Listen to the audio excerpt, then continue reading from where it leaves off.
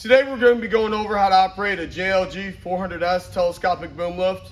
Before operating this machine, always be sure that in this weatherproof compartment here on the platform, you're going to have your three manuals, which are going to be your operation manual, your AEM manual, and your ANSI's responsibilities manual. Again, those are always located in the weatherproof compartment on the platform there.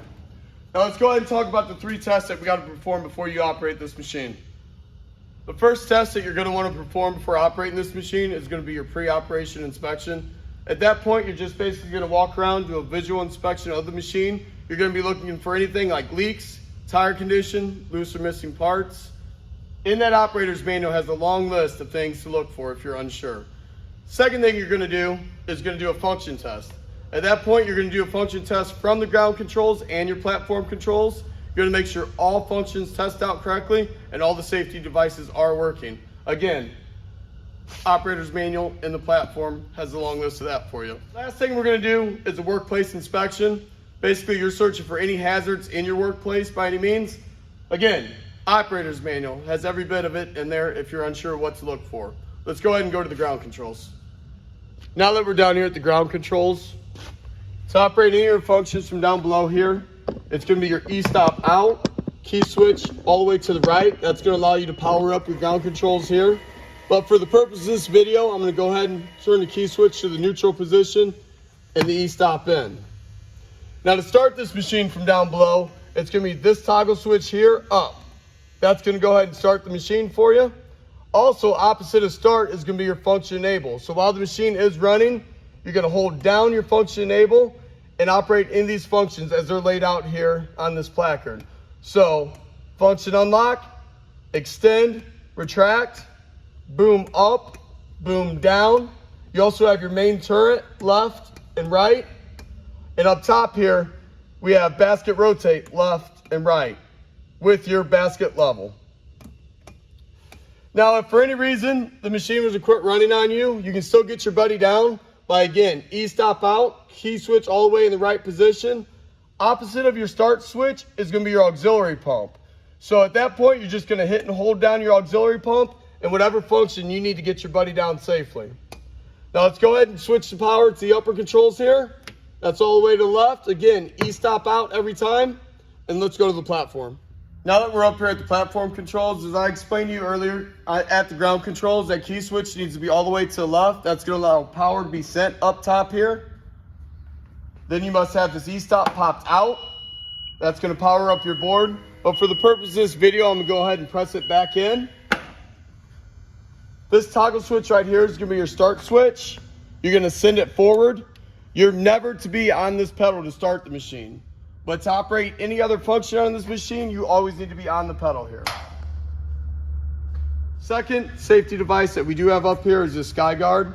That is while you're traveling, if you were to bump it, it's just going to cut off your travel instantly. So if your piece of equipment is equipped with the sky guard, go ahead and test that out. Make sure that's working correctly also. As I showed from down below, you do have auxiliary pump up top here also, so you can get yourself down. By doing that would be, again, E-stop out, foot on the pedal. For the auxiliary pump, you're going to have your foot on the pedal.